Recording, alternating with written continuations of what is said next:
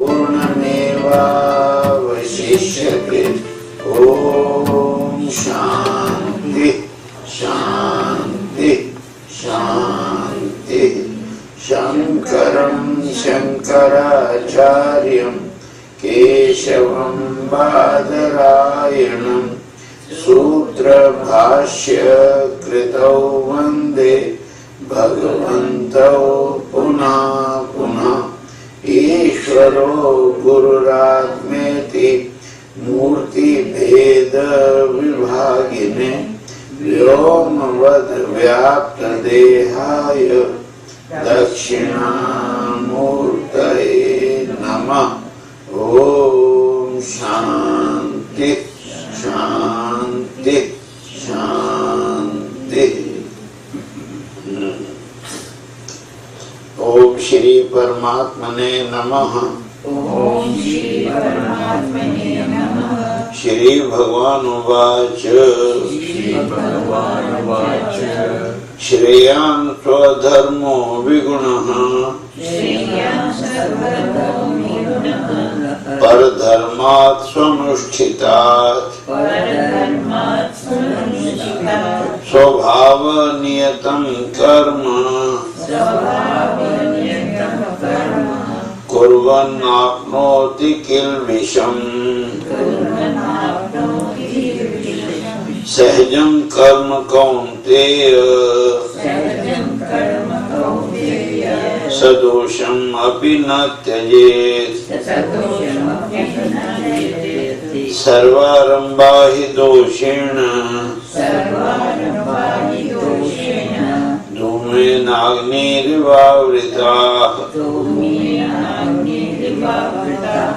असक्त बुद्धि सर्वत्र जितात्मा विगतस्पृहः नैष्कर्म्य सिद्धिं परमां नैष्कर्म्य सिद्धिं परमां संन्यासेनाधिगच्छति।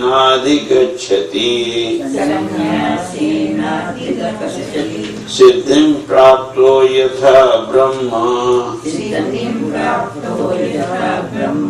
तथाप्नोति निबोध मे। समासे नैव कौन्तेय निष्ठा ज्ञानस्य या परा बुद्ध्या विशुद्ध्या युक्तो नित्यात्मानं नियम्य च शब्दादीन् विषयान् त्यक्त्वा रागद्वेषो विदस्य च।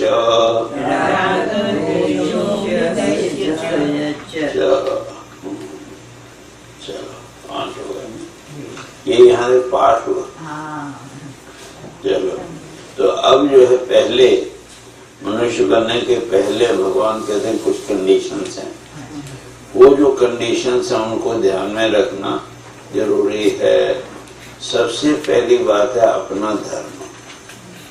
लेकिन अपना धर्म भगवान कहते हैं उसमें कितने भी दोष आ गए हों, कितना भी गंदा हो गया, कितना भी मलिन हो गया हो, फिर भी अपना जो धर्म है वो पर धर्मात् स्वनुष्ठिता, दूसरों का जो धर्म है कितनी अच्छी तरह से उसका अनुष्ठान किया गया हो, अनुष्ठान उसका जो ये है अप्लाई है, कितना भी अच्छा हो, दूसरे का धर्म बहुत ही गुणों वाला बहुत ही अच्छा है और अपने धर्म में अनेक दोष हैं, फिर भी भगवान कहते वो श्रेयान वो उससे अच्छा है। हाँ? इसलिए श्रेयान स्वधर्म विगुण, विगुण मैंने विगत गुण, जिसके अंदर विरुद्ध गुण है, दोष हैं, ऐसे दोषों वाला जो धर्म वो अच्छा है, उत्तम है। किससे? पर धर्मा सुनिश्चित, दूसरे का जो धर्म कितनी भी अच्छी तरह से अनुष्ठित हो फिर भी उससे वो अच्छा है। क्यों?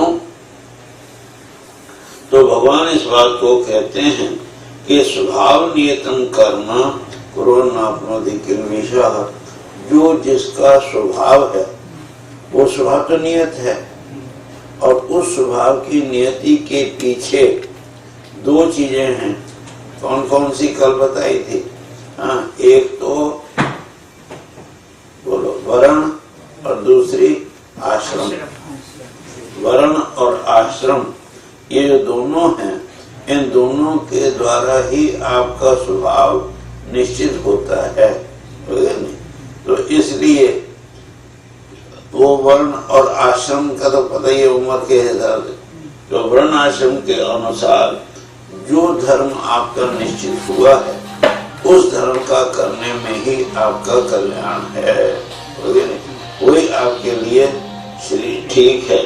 स्वभाव नियतम कर, और उस कर्म को करते हुए किल्बिषनाप्नोति, किसी प्रकार का पाप आपको नहीं लगेगा। उदाहरण के लिए कसाई है, कसाई का काम क्या है? हत्या करना, तब तो मांस बेचेगा ना। तो अब वो करता है ना, लेकिन करता है केवल सहज भाव से, उसमें अपना किसी प्रकार का कोई वो नहीं, तो भी उसको किसी तरह का हत्या का दोष नहीं लगेगा। हत्या का दोष नहीं, क्यों? उसका वही जो है ये है। लेकिन अगर वो उस मांस को खाने लगे तो उसका दोष उसको लगेगा। जाने ना, खाना उसका व्यक्तिगत वो है, और वो धंधा उसका जो प्रोफेशन का वो है, जहाँ जिसकी ड्यूटी लगी है। हाँ, और कई आदमी उनको कोई काम ही नहीं मिल रहा है, तो एक उसके यहाँ काम मिल गया, कसाई के यहाँ, वो कर रहा है, लेकिन वो तो करना उसका कर्तव्य हो गया, लेकिन खाना उसकी स्वतंत्रता है, हो गया नहीं। तो इसलिए वो इसी तरह से एक वो है ना 8 वाले, जो कौन सा वो चला रहे थे ना, अभी मर गए जिनके। हाँ, हाँ नहीं, वो एक आचार्य थे, नाम उसमें बम्बई में बहुत प्रचार किया उन्होंने। 8 वाले तो 8 वाले ने वहाँ जितने भी थे अपने जो है ये मछली वाले मछुआरे थे, उन सबको दीक्षा दिया और उनसे कहा कि तुम मछली पकड़ो, मछली बेचो, पर मछली खाना नहीं। हाँ, तो ये जो है समझिए ना, क्यों? उसका अगर वो नहीं होगा तो करेगा क्या? उसका धंधा ही वही है। तो इसलिए भगवान कहते हैं स्वभाव नियतम कर्म, जो तुम्हारे स्वभाव से कर्म नियत हुआ है, कर्तव्य हुआ है, उसको करते हुए, कुर्बन करते हुए, नाप्नोति किल्बिषम, वो किसी प्रकार का किल्बिषम है जो पाप है उसको ग्रहण नहीं कर, प्राप्त नहीं होता है, उसको पाप नहीं लगता है। और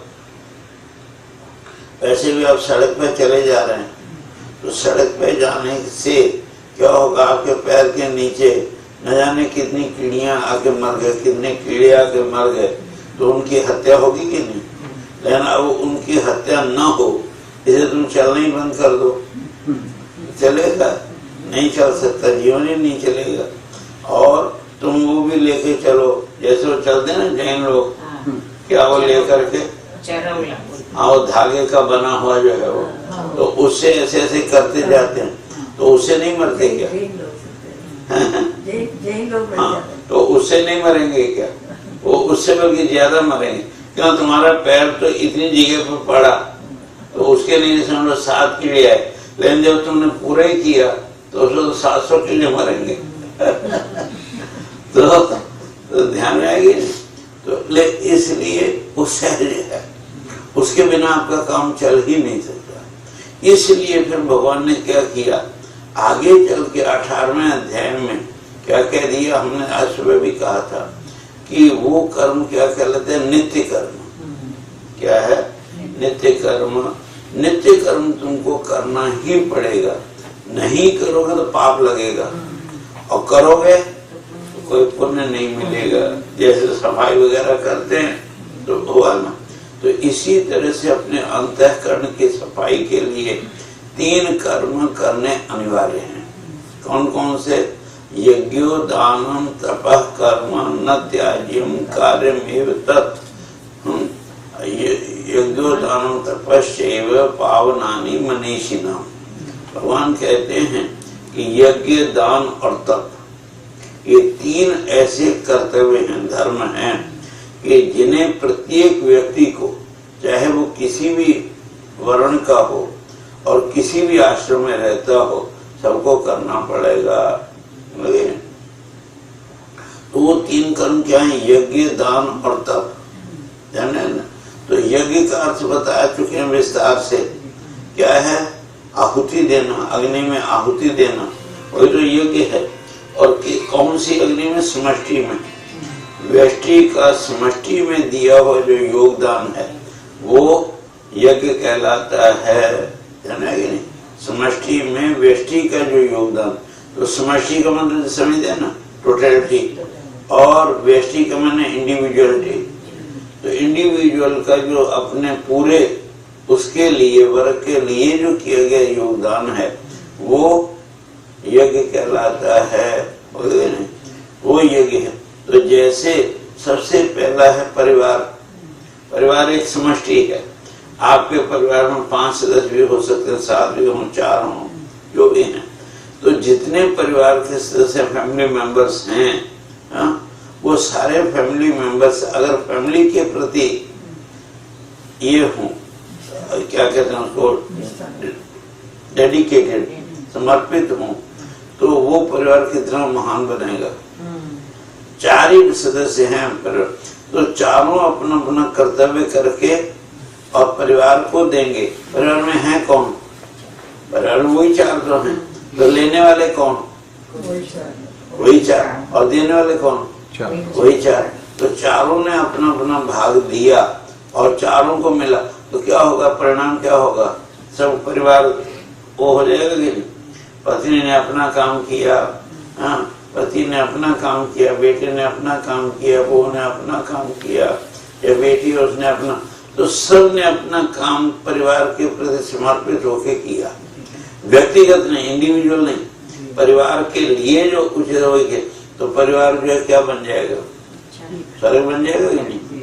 और यदि उसमें हर एक का अलग अलग अहम किया तो वो जो है फिर विवाद का केंद्र बन जाएगा। एक पंडित जी थे, ब्राह्मण, तो बड़े कस्बे में रहते थे और सब उनके क्या थे? शिष्य थे एक तरह के। तो सबका वो कर्म कांड कराते थे। तो इस तरह से उनका परिवार बड़े सुखपूर्वक चलता था। एक बार क्या हुआ कि नौजवान पंडित नया आया वहां गांव में, और आते ही उसने वो जो कहते ना चारों, वो सब तरह के कर्म करके उसने धीरे धीरे लोगों को तोड़ना शुरू किया, है ना, अपनी ओर करना शुरू किया। उसके लिए उसने जो है गलत प्रचार करना, वो करना, सब कुछ किया। लेकिन परिणाम ये हुआ कि जब थोड़े ही दिन में वो लोगों का वहां आना ही पंडित जी के पास बंद हो गया। सब उधर नौजवान की ओर फंस गए, है ना। अब इनकी तो हालत खराब हो गई। क्यों? जब कोई आएगा ही नहीं, कोई कर्मकांड कराएगा ही नहीं, तो पैसा मिलेगा नहीं, तो खाएंगे क्या? थोड़े दिन में हालत ये हो गई कि उनके लिए खाना भी इकट्ठा करना मुश्किल हो गया। तो एक दिन शाम को पंडित जी ने कहा, भाई अब इस गांव में जहाँ इतनी इज्जत के साथ रहे, वहाँ बेदरकारी के साथ रहना उचित नहीं है, इसलिए हम सुबह जो है यहाँ से निकल चलेंगे घर छोड़ के। तो उनके परिवार में 4 ही जने थे, एक वो, एक उनकी पत्नी, एक उनका बेटा, एक उनकी बहू, 4 ही थे। जान का जी ठीक है। सुबह उठे, उसने कहा ये ले लो, ये ले लो, काम सामान थोड़ा बहुत चाहिए सब, ये और जितना उठा सकते चल दिए। चलते गए चलते गए चलते गए, दोपहर हुई तो थोड़ा एक मुट्ठी चने खाए सबने, और फिर आगे पानी पी के चल दिए। चलते गए, शाम हो गई, अंधेरा होने लगा। तब पंडित ने कहा अब आगे जाना मुश्किल है, तो यहीं आज इस पेड़ के नीचे ही रहेंगे। मैंने कहा ठीक है ना। तो पंडित जी ने जो है अपने जो ये था बेटा था उसको जो है कहा कि बेटा तू बाल्टी उठा और जरा पास में देख पानी कहीं होगा, पानी लेके आ। मैंने कहा अच्छा पिताजी। हाँ, पत्नी जो थी उसको कहा कि भाई तुम जरा जो है वो पत्तियों वाले होता है ना उससे झाड़ू जैसा बना के जरा सफाई करो। जी बहू को कहा बेटी तो जल्दी से जरा जाके थोड़ी सूखी सूखी लकड़ियां जलाने के लिए ले आ। मैंने कहा अच्छा पिताजी। तो थोड़ी देर में क्या वो जो पेड़ था ना उसके ऊपर एक रहता था प्रेत, है ना। तो प्रेत ने देखा कि ये लोग तैयारी तो इतनी कर रहे हैं और इनके पास सामान तो कुछ है नहीं ज्यादा, ये लोग खाएंगे, थोड़ा बहुत था वो इधर उधर।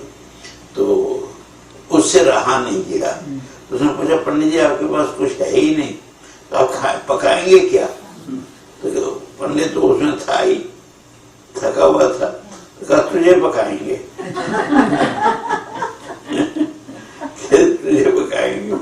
तो क्यों? ये जब आदमी थका होता है तो उसे कोई सवाल पूछने लगे तो बड़ा अच्छा नहीं लगता है। तो कहा तुझे पकाएंगे। तो वो डर गया कि इन लोगों में तो इतनी वो है कि मुझे पकाई डालें। तो रोने लगा कि नहीं नहीं मुझे मत पकाओ, तुम इस पेड़ के नीचे खड्डा करो तो तुमको इसमें धन मिलेगा। तो तुरंत उसने बेटे को बोला कि यहाँ खोदो।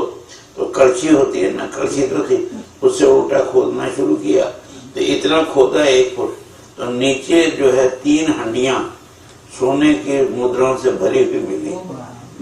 अब जो है मिल गई। तो फिर पंडित ने कहा कि भाई अब आगे जाना बेकार है, अब तो बहुत संपत्ति, चलो वापस। तो सारी रात उसी समय चल पड़े वापस की ओर। सुबह होते होते घर पहुंच गए। हाँ, अब तो जो गया बेटा 1 सोने की मुद्रा बेची तो सारे घर में जितना भी अन्न वगैरह था वो सब भर गया। तो उसका जो पड़ोसन थी, एक पड़ोसी था, वो देख रहा था। तो वो गया उसके पास, पंडितानी के पास, माता जी कल तो आपके पास कुछ भी नहीं था, खाने को नहीं था आप कह रहे थे, हाँ, लेकिन आज आपके यहाँ इतना समय के बाद क्या है? और बेचारी भोली भाली उसे सब बता दिए, कहाँ गए, कैसे गए, क्या हुआ, सब उसको बताया। तो उसके अंदर लोभ आ गया, हम भी चलेंगे। हाँ, अगले दिन हम भी चलेंगे। तो उसने जो है आते घर में कहा कि भाई कल हम लोग सुबह यहाँ से बाहर जाएंगे। तो कहाँ जाओगे? कहते वो बाद में बताऊंगा। सर ने पूछा कहाँ जाओगे? इस बाद में बताऊंगा। ठीक है, सब ने सोचा कहीं जाएंगे। तो सुबह उठ के सब सामान तय करने लगी। क्या सामान साथ में कुछ नहीं ले जाना, बस इतने ही सामान ले जाना है, जो बाल्टी है वो है, जो आवश्यक है इतने ले जाना। तो सबने सोचा आगे जो है कोई वो होगा, क्या कहते हैं, हाँ बाग जो होते हैं ना वो, हाँ तो हाँ, वो होगा बाउंड्री। तो चल पड़े, चलते अरे कहाँ ले जा रही थी ना, जो है बार बार वो पूछे सब कहाँ ले जा रहे, क्या कर रहे हो? फिर उसने कभी अभी तो कुछ है नहीं, ये 1 मुट्ठी चने खा के पानी पियो फिर चलते हैं आगे। और किसी तरह ने गुस्से के मारे तो थोड़े थोड़े चने खाए और फिर चल पड़े। चलते चलते शाम को उसी जगह पहुंच गए जहाँ प्रेत था। उसने देख लिया कि हाँ ये जगह है, यही खुदा। तो उसने जो है वहीं बैठ के और जो है तुरंत ही अपने बेटे को कहा बेटा जरा बाल्टी उठा और पानी खोज के लिया। कहता डूब के मरना है क्या? कुछ है ही नहीं, करना क्या है, पानी का क्या करोगे, पानी पीने। और जो पत्नी थी उसको कहा तू जरा थोड़ा सा झाड़ू बना के झाड़ू लगा। कहते चिता सजानी है क्या? यहाँ क्या करना है, कुछ है ही नहीं, तो चिता बनानी है क्या? बहू को कहा कि बहू तो लकड़ियां छीले, क्या चिता जलाने के लिए? तो ऊपर वो प्रेत बैठा था, हंसने लगा। तो फिर भी उसने पूछा कि पंडित जी आपके भाई साहब आपके पास कुछ है ही नहीं, आप पकाएंगे क्या? कहते तुझे पकाएंगे। कहते अब भी यहाँ से उठाओ और भाग जाओ, नहीं तो मैं शाम रात को तुमको खा जाऊंगा, मुझे भी भूख लगी हुई है, मैं तुमको खाऊंगा। मैंने देख ली तुमको। तो सुनिए, तो बेचारे रोते हुए गालियां देते हुए एक दूसरे को जो है ना, उन्होंने लिखा, तुलसीदास जी ने हनुमान जी के विषय में लिखा ना, क्या है वो, हनुमान चालीसा। तो उसमें एक विशेषता बताई है, ऐसे हनुमान जी सामान्य व्यक्ति नहीं है, बुद्धिमान वरिष्ठ, बुद्धिमानों में वरिष्ठ थे, सर्वोच्च थे, इंटेलेक्चुअलिस्ट। तो उन्होंने लिखा, उनके लिए लिखा है तुलसीदास जी ने कि कुमति निवार सुमति के संगी। नहीं, कुमति निवार, कुमति मैंने खोटी बुद्धि, उल्टी बुद्धि जैसे होती है, कुमति निवार सुमति के संगी। सुमति जो है वो थी, तो उससे क्या हुआ कि सब जो है वो घर भर गया ना, अब उनको क्या कमी है। तो इसलिए ये बात कहते हैं भगवान कि ध्यान इस बात का रखो, ये समष्टि है।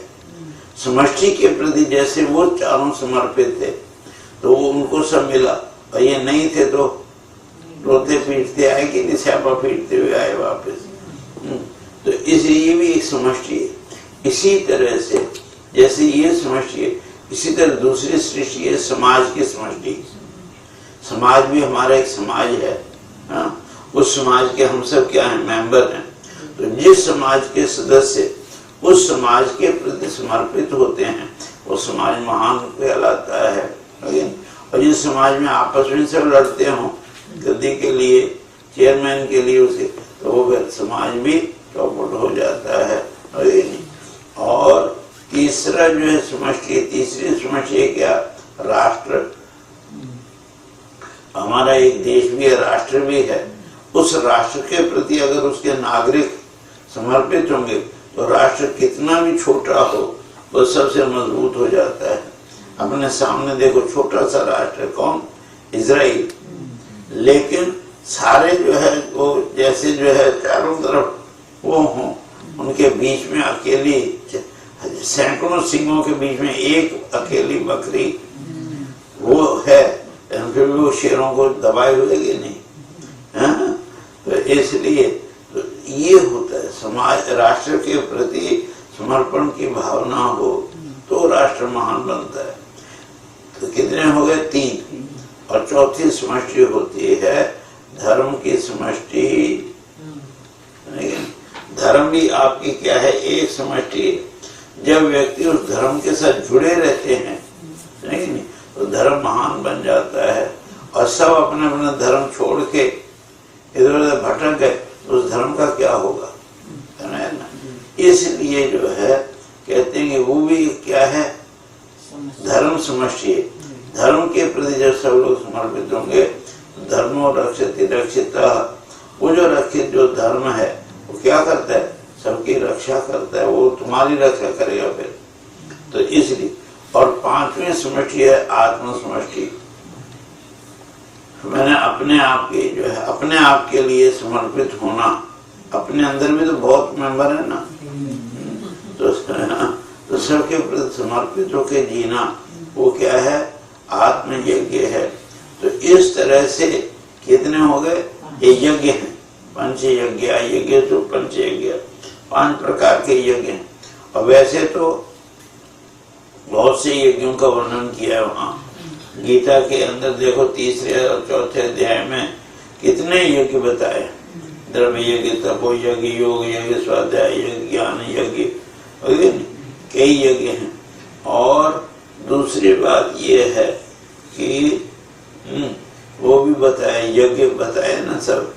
तो इसलिए यज्ञ जो है उसका अर्थ वही है, समर्पण कर। अब वो हर एक के लिए यज्ञ अलग अलग हो जाएगा। हाँ, एक सन्यासी जो है उसका यज्ञ क्या, ज्ञान यज्ञ है। लेकिन वो क्या करता है, ज्ञान यज्ञ करता है। और उस ज्ञान यज्ञ में आहुति देता है किसकी, अज्ञान की। तो जितने भी लोग हैं उनके अंदर जो अज्ञान भरा हुआ है उस अज्ञान को अपने ज्ञान रूपी अग्नि में जलाता है। तो यज्ञ हो गया कि नहीं। इसी तरह से एक अध्यापक है, टीचर है, वो किसी स्कूल में, कॉलेज में या किसी पाठशाला में पढ़ाता है तो वो भी क्या कर रहा है, वो भी ज्ञान यज्ञ कर रहा है कि नहीं, स्वाध्याय यज्ञ है वो। हाँ, और सेल्फ स्टडी आप करने लगे तो वो भी स्वाध्याय यज्ञ है। इधर योग यज्ञ, तप यज्ञ, ये सब क्या है? यज्ञ है। तो यज्ञ जरूर करना चाहिए। भगवान कहते हैं अपने अपने ही स्वभाव नियत यज्ञ जरूर करो। अपने जो वर्ण और आश्रम के अनुसार यज्ञ जरूर करे, समझे ना। और दूसरी चीज है यज्ञ दानम, दान करो। दान का मतलब ये मत सोचो कि हमको बहुत बड़ी वो कर रहे हैं, दया कर रहे हैं, ऐसा नहीं।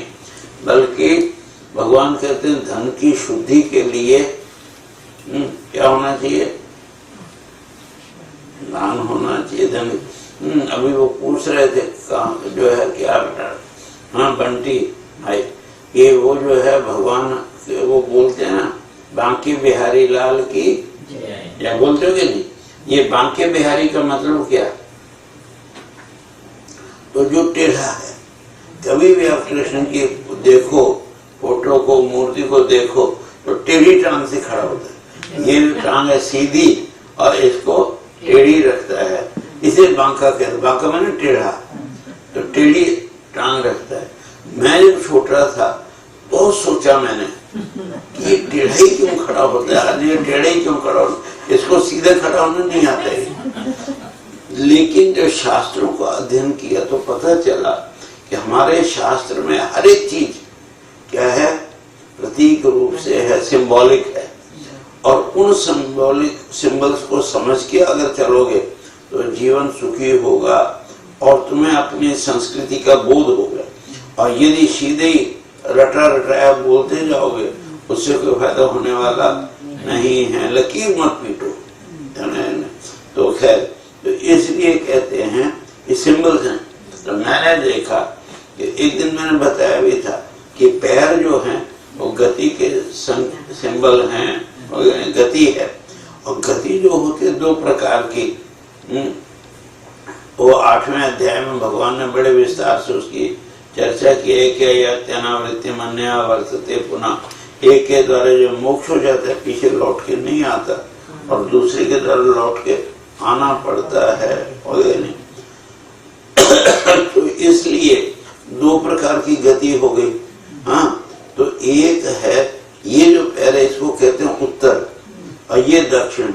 ये दक्षिण गति का प्रतीक और ये उत्तर गति। जब सूर्य के अभिमुख खड़े होते हैं आप, तो आपका मुंह जो है सूर्य की तरफ है तो पूर्व है, और ये दायां, ये दक्षिण, ये बायां है। बायां को कहते हैं उत्तर। इधर उत्तर दिशा होती है कि नहीं? तो ये उत्तर है हस्त, और ये दक्षिण है, पीछे पश्चिम है, नहीं? तो ये उत्तर है और ये दक्षिण है। तो इस तरफ ये हाथ है, ये पैर है। इसीलिए मैंने एक दिन बताया था कि निमित्त मात्रम भव सव्यसाची, सव्यसाची का ना भगवान को, कि जो बाएं हाथ से भी धनुष का संचालन, बाण का संचालन करे तो वो बायां हाथ कहलाता। इसलिए ये बायां पैर है और ये दायां पैर है। दायां पैर दक्षिण गति की ओर ले जाता है, दक्षिण गति का प्रतीक है, और बायां पैर उत्तर गति का प्रतीक है, जाने ना। तो भगवान क्या करते हैं कि बाएं पैर को तो एकदम सीधा रखते हैं और दाएं को थोड़ा सा टेढ़ा कर देते हैं। इसका मतलब क्या है कि जिस समय अपने उत्तर मार्ग के ध्यान में बैठो, परमात्मा के ध्यान में, चिंतन में, उपासना में बैठो, तब तो एकदम सीधे हो जाओ, शरीर से नहीं, अंदर से भी व्यवहार में। और जब लोग व्यवहार दक्षिण कर्म करने लगो, दक्षिण गति में जाने लगो, तो थोड़े से टेढ़े हो जाओ। क्यों? ये सीधी उंगली से घी नहीं निकलता है। इसी तरह से बिजनेस जो है वो भी कभी सीधे सीधे सत्य, पूर्ण सत्य के साथ नहीं हो सकता है। तुम 2 रुपए की चीज लाओ और किसी भी ग्राहक को देखो 2 रुपए की हम खरीद के लाए तो ये 2.25 में देंगे, नहीं मुझे तो 2 ही में दे दो, बल्कि पौने तो चलेगी ही नहीं। में तो क्या करना पड़ता है कि 2 की लाइन देखो, 2.5 की तो हम घर से लाए तो ये 3 में देंगे। तो कहेगा नहीं भाई मुझे कुछ कम करो, चलो मुझे 2.25 में दे दो। अच्छा भाई ले जा। तो अब क्या हुआ, आपको चालान मिलेगी नहीं, झूठ से मिले ना। तो इस तरह से वो इनकम हुई आपकी। तो बिना झूठ के कोई भी उद्योग बिजनेस हो ही नहीं सकता, तो बोलना पड़ेगा। लेकिन फिर वो तो पाप हो गया, फिर उस पाप का जो धन है उस धन को शुद्ध करने के लिए क्या किया आपने, उसका एक अंश दान कर दिया, नहीं? उस एक अंश दान किया, तो वो जो अंश दान किया आपने, उससे क्या ये धन शुद्ध हो गया, आपके हिस्से का हो गया, आपकी मेहनत का फल है ना। तो इसलिए अर्थ से शुद्धि। तो इसे भगवान क्या करते हैं, इस पैर को थोड़ा सा टेढ़ा रखते हैं, हो गया। लेकिन कितना टेढ़ा रखते हैं, थोड़ा सा टेढ़ा। अगर ज्यादा टेढ़ा करे तो गिरेंगे, थोड़ा सा टेढ़ा करे, जमीन से लगा रहता है, थोड़ा सा टेढ़ा करते हैं। इसी तरह से आपने रात को बनाई दाल और दाल में नमक डालना भूल गए तो क्या होगा, फीकी फीकी लगे, स्वाद नहीं आएगा। तो एक चुटकी उसमें नमक डाल दिया, तब टेस्टी हो गई कि नहीं। तो जब एक चुटकी नमक इतना टेस्टी बना देते दाल को, तो एक मुट्ठी नमक कितना ज्यादा टेस्टी बना, तो दाल खाने लगे नहीं। इसी तरह से उतना जो झूठ है वो भगवान कहते हैं उचित है, धर्म है, वो भी दोष होने पर भी वो धर्म है ना कि नहीं। इसलिए वो करो। तो ये जो दान जो है वो धन की शुद्धि के लिए। और तीसरा है कौन, ये तप। तप करना भी जरूरी है। तब इंद्रिय संयम तपः, अपनी जो इंद्रियां हैं ऑर्गन्स 11, इन 11 इंद्रियों का संयम करना ही क्या तप है। और असल में एकादशी का मतलब वही था। ये जो 11 इंद्रियां हैं इनका संयम करना तप के द्वारा, उसी का नाम एकादशी है। हम लोगों ने केवल खाने तक उसको बांध दिया, ये नहीं खाएंगे ये खाएंगे, उससे क्या फर्क पड़ता है। गधा जो केवल हरी घास खाता है तो क्या वो तपस्वी हो गया। खाने का तप के साथ कोई संबंध नहीं है, बल्कि इंद्रियों के ऊपर संयम करने का नाम ही तप है। खाने से क्या होगा। और खाने में मैंने देखा बम्बई में तो हद हो गई, परेशान हो गया। एक दिन देखा वहाँ एकादशी के पहले फलारी चीजों की लिस्ट बनी हुई है, लगी हुई ऐसे फलारी, तो फलारी चेवड़ा फलारी, वो दाल फलारी, वो हर एक चीज फलारी। यहाँ तक भी ठीक था, 20 चीजें है ना बनाई हुई फलारी, वहां तक भी ठीक है। लेकिन एक नीचे मैंने देखा फलारी आमलेट और फलारी कबाब। फलारी मैंने वेजिटेरियन, तो वेजिटेरियन आमलेट और वेजिटेरियन कबाब क्या है। वो सचमुच में वेजिटेरियन, उसमें कोई गलत चीज नहीं पड़ी हुई। लेकिन फिर ये नाम रखने की क्या जरूरत है, आमलेट और वो जो कबाब, आपकी वासना को पूर्ति करने के लिए ना। तो इसलिए मतलब समझे ना, ये नहीं बल्कि 11 इंद्रियों का संयम करना। जिस समय आप जो कर रहे हैं वही करें, क्या जिस समय जो कर रहे हैं उस समय वही करें, इसी का नाम तप है ना। जब सुबह ध्यान करने बैठे भगवान का, तो उस समय वो जो है बेटा उठा के नहीं कर रहे ध्यान, ओम नमः शिवाय ओम नमः शिवाय ओम नमः शिवाय ओम नमः शिवाय। अरे बेटा उठ जाए जल्दी से, ओम नमः शिवाय ओम नमः शिवाय ओम नमः शिवाय। अरे वो चाय रखेगी नहीं, ओम नमः शिवाय ओम नमः शिवाय ओम नमः शिवाय ओम नमः शिवाय। तो ये क्या है, ये नहीं है, ये जो है ये इसका नाम वो नहीं है, तप नहीं है। जिस समय तप करो, अगर आधा घंटा में बैठते हो तो आधा घंटा तो ईमानदारी से बैठो ना भाई, उसमें बीच में कोई वृत्ति बाधक वृत्ति नहीं आनी चाहिए। तो ये तप कहलाता है, 11 इंद्रियों का तप है। तो ये तप भी चाहिए। ये तीनों मिलकर के कौन कौन से, यज्ञ दान और तप, इसका नाम है नित्य कर्म। ये तीनों नित्य कर्म हर एक को करने ही चाहिए। हाँ, अपने जो है देश काल और उसके अनुसार उनको करना चाहिए। तो इसलिए वही कहते हैं, भगवान कहते हैं, तो ये जो है अपने धर्म का पालन किया, नहीं तो ये जो है यज्ञ दान आदि भी किया, और बाकी भगवान कहते हैं अपने जो भी बिजनेस है वो है वो भी तुम करोगे ही, तो उसको उस ढंग से करो। और स्वभाव नियतम कर्म कुर्वन् आपनोति किलेशम, जो जिसका स्वभाव है वो करने में, जैसे मैंने कहा ना बिजनेस में अगर थोड़ा सा झूठ बोलना ही पड़ेगा बोलो, वो सहज है, उसको करने में कोई दोष भगवान कहते हैं नहीं लगता है। जो सहज कर्म है तुम्हारा, उसमें होने वाला जो दोष है वो उससे पाप पैदा नहीं होता है। अब आपने दतुन किया, कुल्ला किया, तो मुंह में भी आपके बैक्टीरिया था, वो मर गया कि नहीं?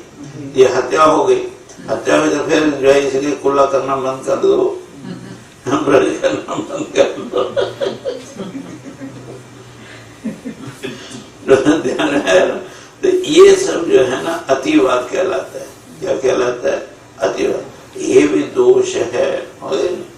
तो भगवान कहते हैं जो ये है सहजम कर्म कुर्वन् आपनोति किलेशम, सहज कर्म जो करना, स्वभाव से नियत जो कर्म करने में कोई इसी प्रकार का कोई दोष नहीं लगता है, इसलिए तुम अपने धर्म का पालन करो। सहजम कर्म कौन्तेय सदोषम अपि न त्यजेत्, भगवान कहते हैं जो तुम्हारा सहज स्वाभाविक धर्म है उस धर्म का पालन करने पर दोषम अपि, दोष होते हुए भी न त्यजेत्, में त्यागो मत, अपने धर्म का पालन करो भले ही उसमें दोष भी हो। नहीं जैसे दृष्टांत देते हैं, सर्वारंभा ही दोषेन धूमे नाग्निरिवावृता, कहते हैं लकड़ी है, लकड़ी को आप जलाने लगे तो लकड़ी में तो बहुत से कीड़े लगे हुए, वो लगे हुए, और लकड़ी को क्या करोगे? जलाओगे? लकड़ी नहीं जलानी चाहिए। अब आजकल तो गैस आ गई, लेकिन फिर भी लकड़ियां तो जलती ही हैं। जब लकड़ी जलेगी तो उसमें ये होगा, क्या चूल्हा जलाना बंद कर दे? वो तो संभव नहीं है, होगा नहीं। इसी तरह से कोई भी जो सहज कर्म है उस सहज कर्म करते समय जो दोष आ गया, दोष आने पर भगवान कहते हैं वो दोष नहीं लगता है, उसका त्याग नहीं करना चाहिए। जैसे सर्वरंभ कोई भी काम करो तो उसमें थोड़ा बहुत दोष तो होगा, दोष ही ना आवृता। कोई भी कर्म करोगे तो उसमें दोष तो आएगा ही, है ना? बिना दोष के आप निर्दोष कोई कर्म नहीं कर सकते हैं। इसलिए जैसे धुआं, आग जलाओ तो धुआं होगा कि नहीं? और धुआं होगा तो उससे कमरा भी काला होता है, ये होता है, कितना है, लेने से आज से आग जलाना बंद कर दो, ऐसा थोड़ी होगा। इसी तरह से वो जो है आजकल तो प्रत्यक्ष ही है, कितने काम ऐसे होते हैं तो करना ही पड़ते, और करोगे तो फिर तो दोष लगता है, दोष होगा तो छोड़ दोगे तो जीना ही मुश्किल हो जाएगा। तो इसलिए कहते हैं सर्वारंभ ही दोषेन धूमे नाग्नि इव आवृता, सब जितने भी कर्म मात्र हैं उनमें कुछ न कुछ दोष तो है ही है। इसलिए भगवान कहते हैं सब कर्म को कैसे करो? तो असक्त बुद्धि सर्वत्र, किसी भी सर्वत्र मैंने सब जगह, कहीं भी किसी भी जीवन के क्षेत्र में कोई भी जो है लाइफ का वो हिस्सा पार्ट हो, उसमें आप बुद्धि को चिपकाओ मत, बुद्धि चिपकने नहीं चाहिए, असक्त बुद्धि होनी चाहिए।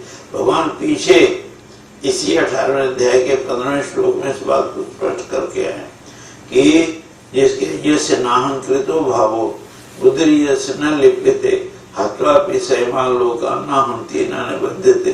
भगवान कहते हैं कि यश नाहंकृत भाव, जिसका अपने कर्तव्य पालन में, ध्यान देना, जिसका अपने कर्तव्य पालन में किसी प्रकार का अहंकार नहीं है। जैसे मैंने कल बताया था ना कि वो जो बैंक का कैशियर है वो करोड़ों रुपए देते, उसको अहंकार होता है मैं कितने आदमियों को देता हूँ पैसा, ऐसा थोड़ी है, वो पैसा तुम्हारा थोड़ी है जो देते। इसलिए उसमें अहंकार करना वो पाप है। तो भगवान कहते हैं ये से नाहंकृत भाव, जिसके अंदर जरा भी अहंकार की भावना नहीं है कि मैं ऐसा करता हूँ, और बुद्धि तो मैं नहीं करता हूँ ऐसा नहीं, करता तो मैं ही हूँ, लेकिन वहाँ बुद्धि क्या है? असत बुद्धि का मतलब है कि मैं नहीं कर रहा हूँ, बल्कि मेरे द्वारा कोई करवा रहा है, जैसे बैंक करवाता है कि नहीं, कैसे इसी तरह से मेरे द्वारा वो कर, I have done this work और this work is done by me, दोनों फर्क हो गया कि नहीं? तो इस तरह से वो असत्य हो जाता है, वो साधन बन जाता है, वो साधक नहीं रहता। तो इसलिए भगवान कहते हैं यस्य नान्त तो भाव बुद्धि यस्य न लिप्यते, जिसकी बुद्धि उसमें लिप्त नहीं होती, मैंने चिपकती नहीं, स्टिक नॉन स्टिक हो, तो किसी भी चीज से चिपके नहीं। तो हत्या विषय मान लो का वो कहते हैं हजारों लोगों की हत्या करने पर भी न हंती न निबद्धते, न वो आश्रम मारता है और न वो उसके कारण से किसी बंधन में भी पड़ता है, उसको कोई बंधन नहीं है। उदाहरण के लिए एक पति पत्नी थे, उनके यहाँ संतान हुई डबल, जुड़वा कहते हैं ना, जुड़ा बच्चे हुए, तो उनका पालन पोषण करने लगे समान रूप से। लेकिन क्या हुआ, आगे चल के जब बच्चे कोई 5 वर्ष के हुए तब माता पिता में आपस में हो गया झगड़ा और हो गया वो क्या, डाइवोर्स हो गया।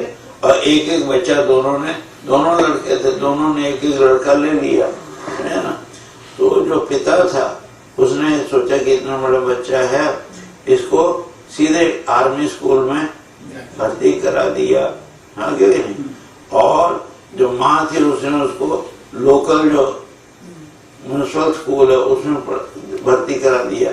अब उसमें सब आवारा छोकरे सब वही थे, सब ना कोई टीचर में डिसिप्लिन, ना कोई जो है उसमें, सब जो मन में आता है वो करते हैं। तो हुआ क्या कि वो जो लड़का था उसकी आदतें धीरे धीरे बिगड़ने लग गई। बुरे लड़कों की संगत में आके वो कभी बीड़ी पीने लगा, सिगरेट पीने लगा, मांस खाने लगा, वो करने लगा, शराब पीने लगा, फिर और भी जो दुष्कर्म है वो सब करने लग गया। और बाद में क्या हुआ, पैसा चाहिए था तो एक दिन चोरी करने लग गया, चोरी किया तो पकड़ा गया, सजा हो गई, नहीं, सजा से जब निकला तो पक्का अपराधी बन गया। अपराधी बन के वो पहले चोरियां करने लगा, फिर चोरियों से नहीं हुआ तो डाकू बन गया। और डाकू बन के उसने एक अपना गिरोह बनाया, नहीं, गिरोह बना करके कोई 50 आदमी का गिरोह बना लिया और तरह तरह के हथियार भी खूब खरीद लिए। हाँ, अब उसका पूरा एक वो बन गया। हाँ, अब जो है वो डाके डालते हैं, चोरियां करते, सब करते हैं। और जो बड़ा भाई था, बड़ा तो नहीं था लेकिन मैंने दूसरा जो भाई था वो आर्मी में था, वो आर्मी में बढ़ते बढ़ते कर्नल बन गया। हाँ, और कर्नल बन गया, उसको भी सब हथियार करा, तो वहां ये। तो एक दिन क्या हुआ कि पाकिस्तान ने हिंदुस्तान पे हमला कर दिया और उसकी ड्यूटी थी बॉर्डर पर। तो उसने अपनी मशीन गन से 5000 शत्रुओं को भून दिया। हाँ, और बॉर्डर की रक्षा की हर तरह से। और इधर जो दूसरा भाई था डाकू, उसने भी क्या किया, हथियारबंदी, एक दिन एक गांव को, कस्बे, पूरे कस्बे को घेर लिया और उसके जो नागरिक थे 5000 आदमी थे उसमें सबको भून दिया गोलियों से और पकड़ा गया। अब जो है देखो, ये जो डाकू है इसको क्या मिलेगा, सजा मिलेगी, फांसी मिलेगी। 5000 हत्याएं की, 1-2 भी नहीं, हो गई नहीं।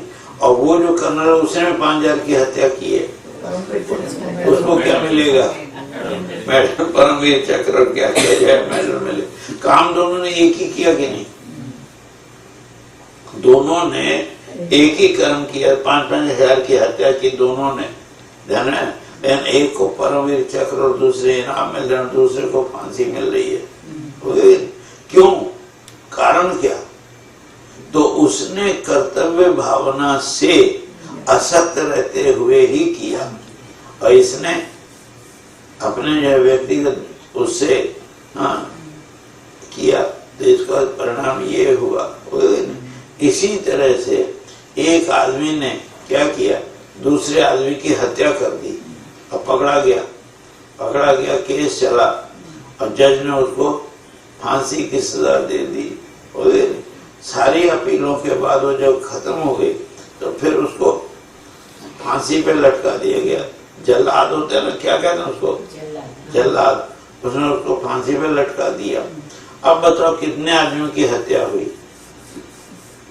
दो की हत्या ने, एक तो जिसने हत्यारे ने जिसको मारा था उसकी हत्या, और हत्यारे की भी तो हत्या हुई, वो तो सहज मृत्यु से नहीं मरा।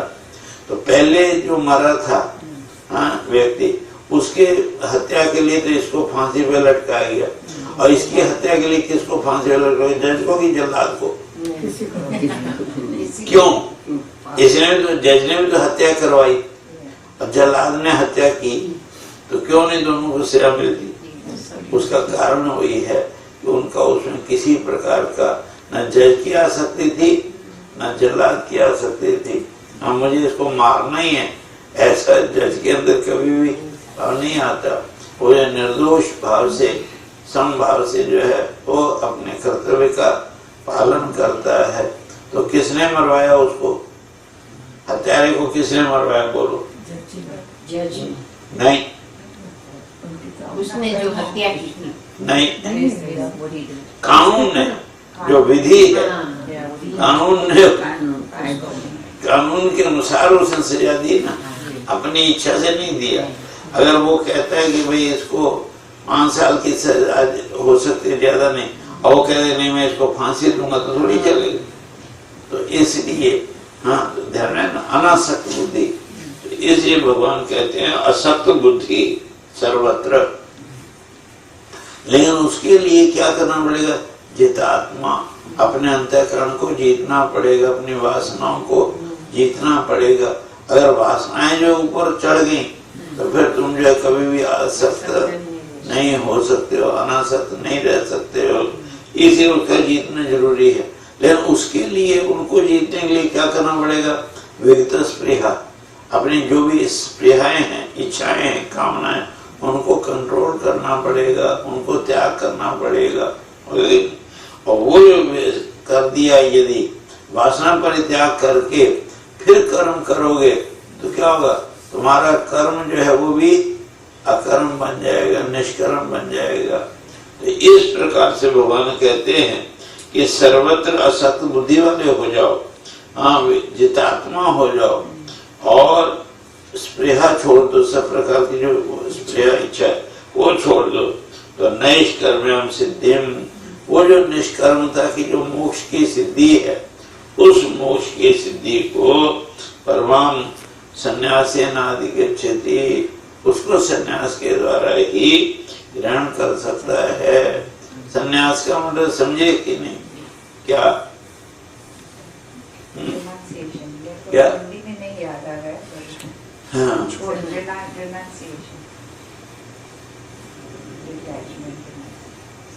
नहीं, असल में संन्यास और त्याग, यह अध्याय शुरू ही उससे हुआ।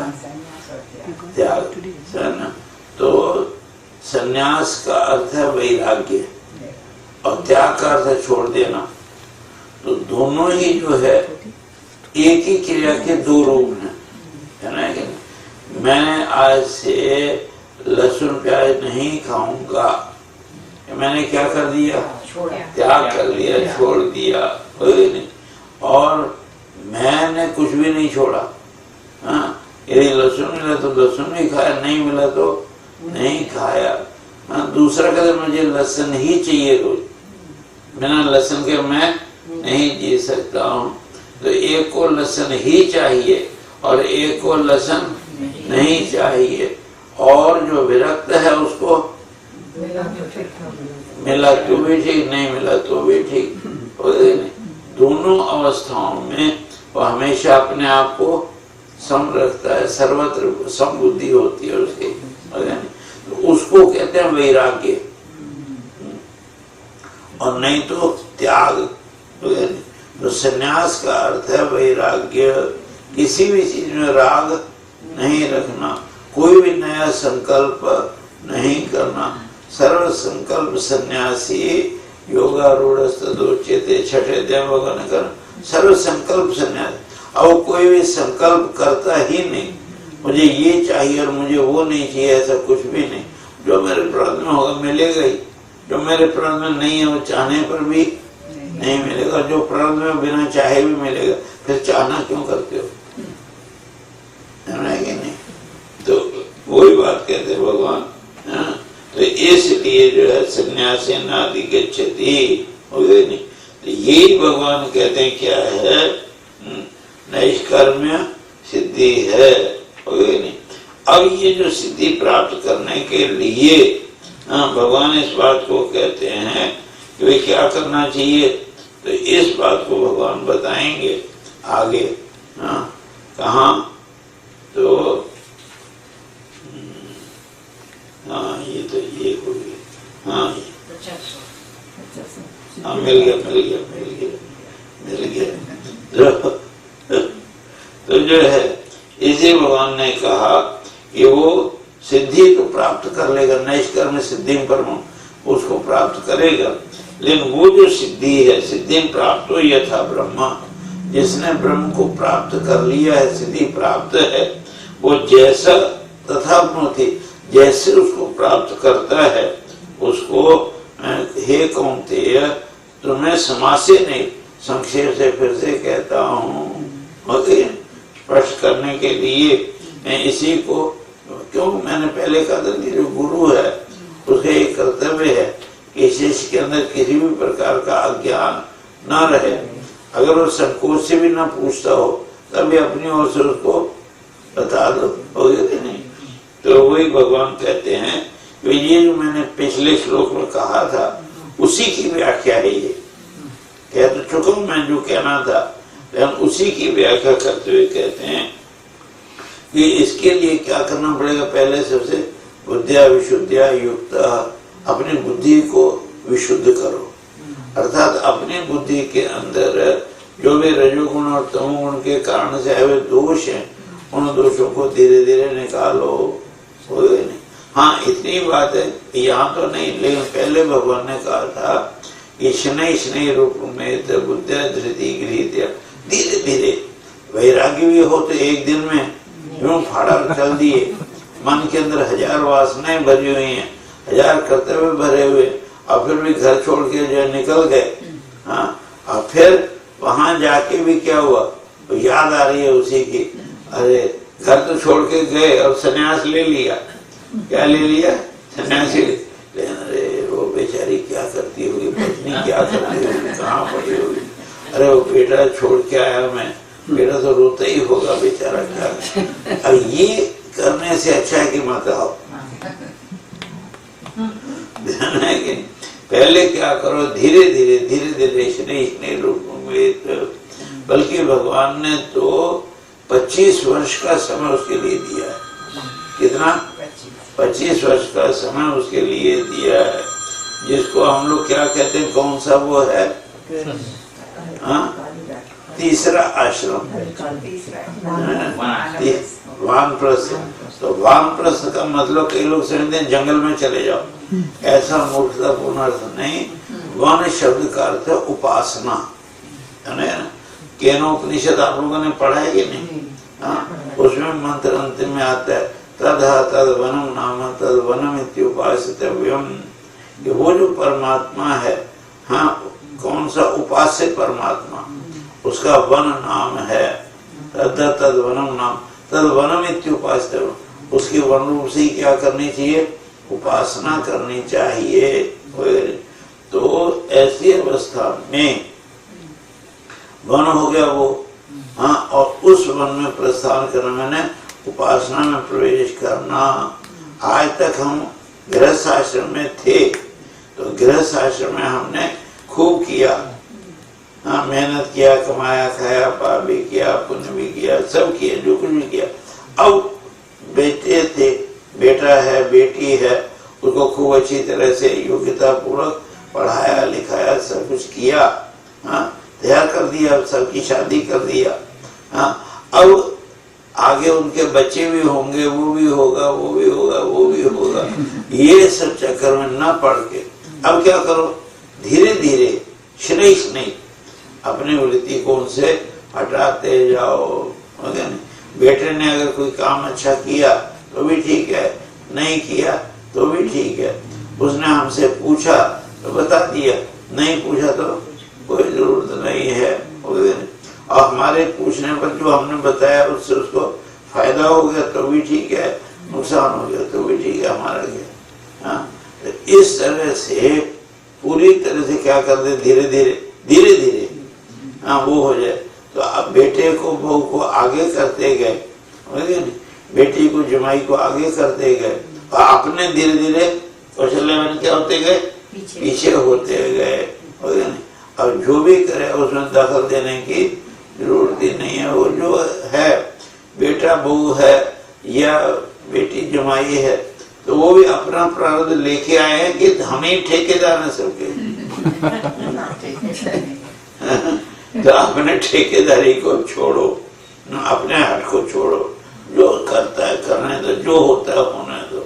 तो नहीं, ऐसी जो वृत्ति आपके अंदर आ जाएगी तो उसी का नाम क्या है, वास्तव में भगवान कहते हैं कि वही क्या है, विशुद्ध बुद्धि है।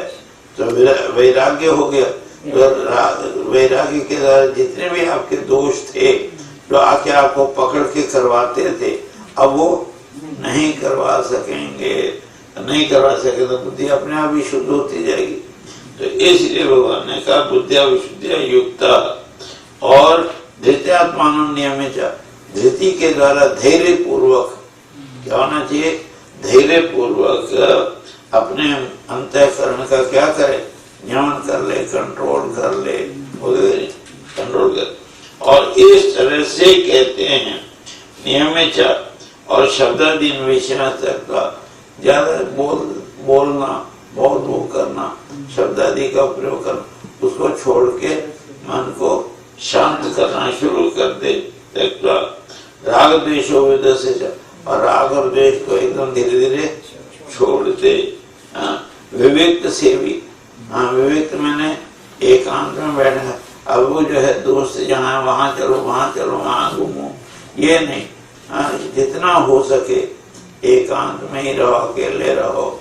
क्यों, दूसरों के साथ जाओगे तो संगति होगी, संगति होगी तो आसक्ति होगी, आसक्ति होगी तो बंधन होगा। इसलिए इन सबको छोड़ो, व्यक्त से भी। और लघुवासी, खाने के ऊपर भी क्या करो, संयम कर लो। अभी जो है ये खाना है, आज मलाई खानी, और आज जो है हलवा खाना, और आज खीर खानी, और वो ये सब कुछ नहीं। बहुत थोड़ा थोड़ा भोजन करो।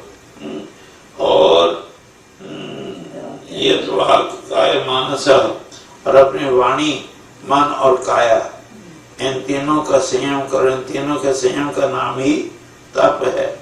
जैसे भगवान कहते हैं तब भी करो। और ध्यान योग पर, हाँ इतना काम करो कि रोज जो है योग, ध्यान योग में लगे रहो, लगो, जितना टाइम दे सको ध्यान योग में दियो। और वैराग्यम संपादित, अच्छी तरह से वैराग्य पूर्वक जीने की आदत बनाओ। ये तो हो गई इतनी बात। अब आगे तो फिर वही रिपीटिशन चलेगी। अहंकार को छोड़ दो, हम बल को छोड़ दो, दर्प को छोड़ दो, अभिमान को छोड़ दो, ये सब क्रोध को छोड़, ये सब बातें तो भगवान पहले अनंत बार कह ही चुके हैं। इसलिए इस तरह से करते हुए चलोगे तब तुम मनुष्य कहलाओगे, तब तुम मानव कहलाओगे। और मानव ही सिद्धि को प्राप्त कर सकता है। सिद्धि में नदी मानव, मानव ही जो है वो सिद्धि को प्राप्त कर सकता है। इसे इस तरह से इन सब बातों का ध्यान करते हुए क्या करो, मानव बनो और सीधे होकर के बैठो। वगैरह हरि ओम।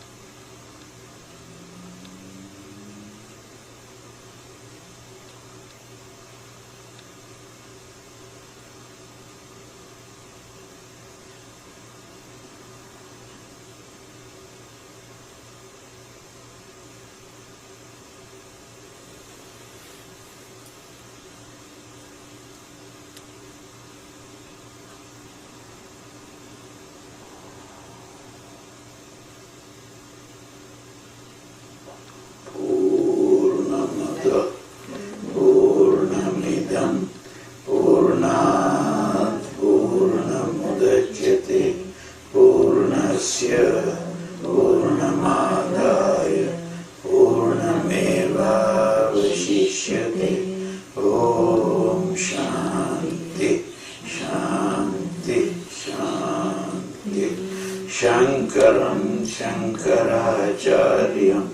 केशवं बादरायणं सूत्रभाष्य कृतौ वन्दे भगवन्तौ पुनः पुनः। ईश्वरो गुरुरात्मेति मूर्तिभेद विभागिने व्योमवद् व्याप्त देहाय दक्षिणामूर्तये नमः। ओम शांति शांति शांति। हाँ, तो बंद कर दो।